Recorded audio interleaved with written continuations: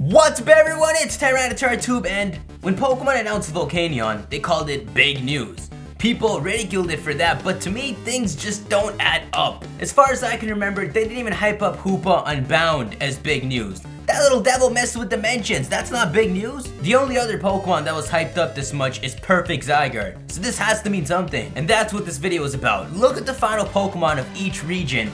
Mew, Celebi, Jirachi, Arceus, Genesect? Those aren't casual Pokemon, those are major Pokemon. And now you're adding Volcanion to that lineup. You think the final Pokemon Game Freak is introducing is gonna be some stall tactic? No! You're crazy, Bill. This is the final Pokemon of Gen 6. I'm sorry, Bill, that was a bit mean. Volcanion is indeed big news, and I'll make you believe it. So get ready to have your mind blown, cause Volcanion is the turning point of Pokemon XYZ. Alright, well, I'm not entirely talking about Pokemon XYZ, but rather the current final Pokemon Volcanion. It was recently leaked in Korokoro, and soon you'll see trailers and lore on it from the Pokemon company themselves. But Volcanion, unlike Diancie and Hoopa, seems to be much more important to the story.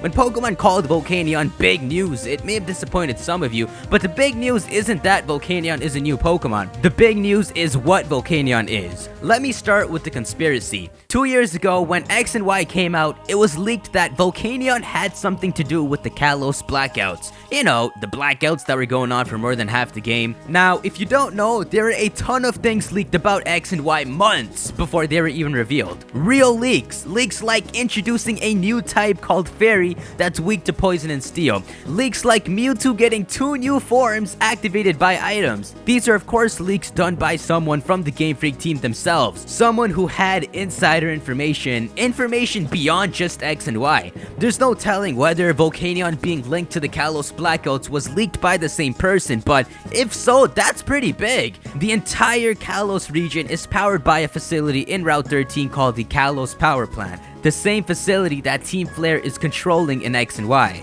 If Volcanion is the one causing the blackouts, that means it is in Team Flare's power plant during the blackouts of X and Y. Is it linked? Is Volcanion under Team Flare's control?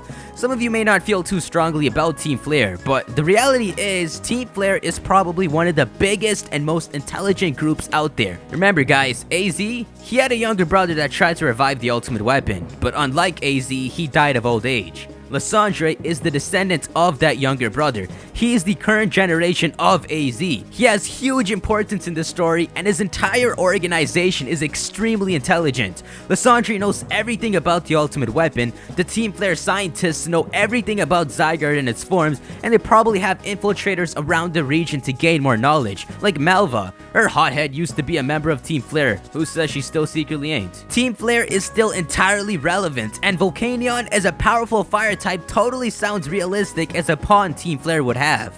That's the conspiracy. Is Volcanion part of Team Flare? You decide. Now, for what you can call insider information. At this point, all we're supposed to know is that Volcanion is a new Pokemon. We're only actually supposed to have access to it on July of 2016 after the Perfect Zygarde movie comes out. But I've had it in my game for quite a while now, so anything I find about Volcanion is something we're only supposed to know 7 months from now. So let's start off with this girl. She went missing for 15 years looking for Volcanion.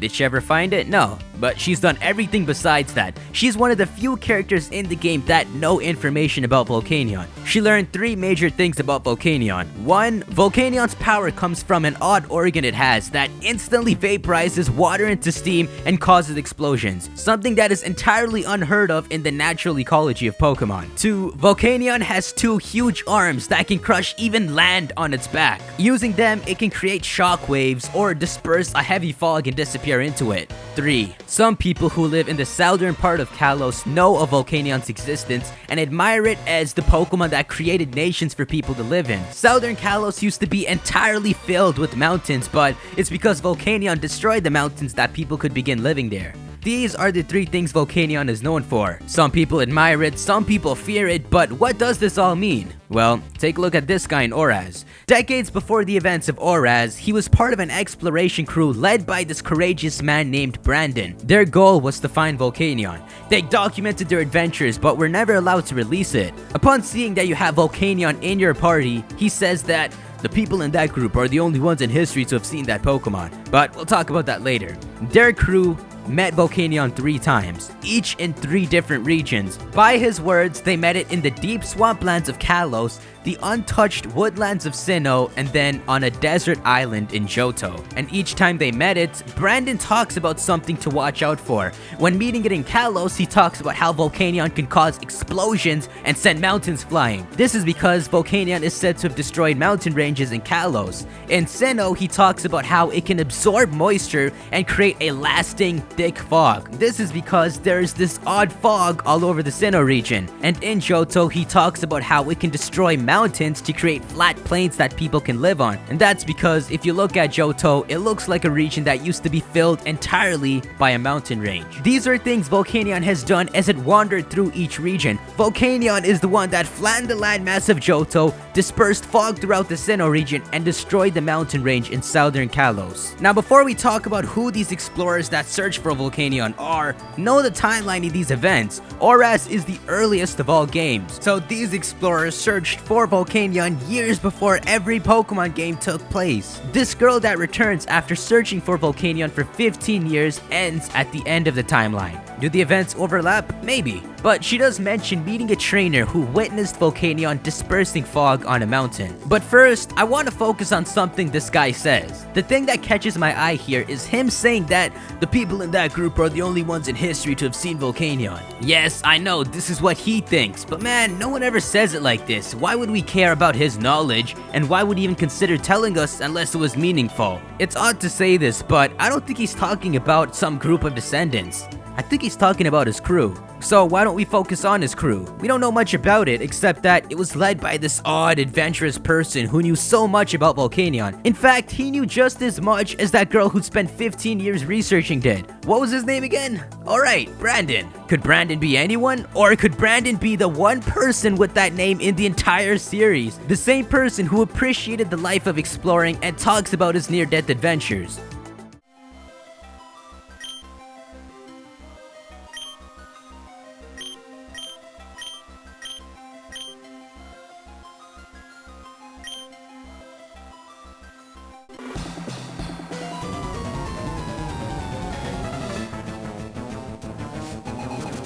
The same person who would one day be known as Pyramid King Brandon, the one that explored the sealed Reggie caves to capture the Reggie trio. Not only was it him that led the exploration to find Volcanion, but it was him that the researcher learned about Volcanion's power from. So now you're probably wondering, why does this matter? Well, because as of ORAS, the Battle Frontier project has started. And the truth is that 5 to 10 years later, when X and Y takes place, the Battle Frontier is probably already constructed and Brandon is a brain there. There's also hints of other brains coming together, such as the Pike Queen and ORAS, and that's what I mean. Game Freak didn't forget about the Battle Frontier. Their plan very well could have been to hint at it in ORAS and save the Battle Frontier for the grand final game of Gen 6, Pokemon Z.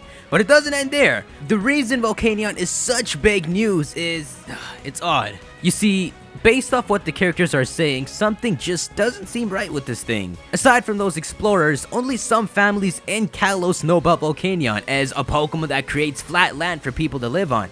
And yeah, it's common for people to not know about the existence of a mythical Pokemon, but with Volcanion, there's no history. It's not from ancient times, it just suddenly appeared recently and started destroying mountain ranges. Think about this for a sec. Is Volcanion a real Pokemon? Well, let's go back to this girl. Remember the 3 things she discovered about Volcanion? Let me go in detail about one of them. This researcher, after learning about how Volcanion can absurdly blow up mountains, decided to share her findings with a very knowledgeable Pokemon breeder to learn how it works. The breeder says that in order for it to create steam explosions powerful enough to destroy mountains, Volcanion must have some sort of super-powered organ that can instantly vaporize water to steam, an organ that is entirely unheard of and shouldn't exist. And remember what this guy said? As far as I know, the only ones to have seen Volcanion in history is that group. It's as if only a group of people know it exists. Could it be his crew led by Brandon, who oddly knew everything about Volcanion from its attacks to where exactly to find it? And why weren't they allowed to release this footage of Volcanion? Is it because whoever sent this crew to find Volcanion, telling them all about where it might be and what attacks it might use, wants to hide its existence? To never reveal this escaped science experiment? A fire type that can absorb water and create steam explosions with a supernatural organ that apparently doesn't even exist. Does that sound like some natural Pokemon to you, or some artificial creation? It sounds odd at first, but the more you think about it, the more it makes sense. Look at Volcanion. Take a good 30 seconds to look at its features. Man, this thing doesn't look like nature's breed at all. Look at those massive claws in comparison to this flimsiness. Look at that odd looking ring on its back made to open up into two land crushing arms. Then look at its huge base. That's where the supernatural organ is and where its water cannons are connected to. Everything about this thing looks engineered. And there it is. What if Volcanion isn't just under Team Flare's control? What if Volcanion is Team Flare's creation? There's been countless parallels between Gen 1 and Gen 6. Let this be the final parallel, where both of these guys are man-made.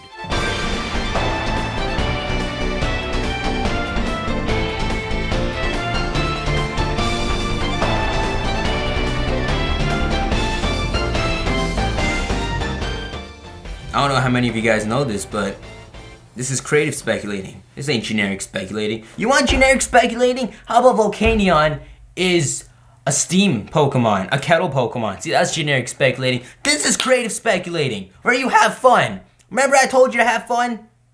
Go get your sandbox out.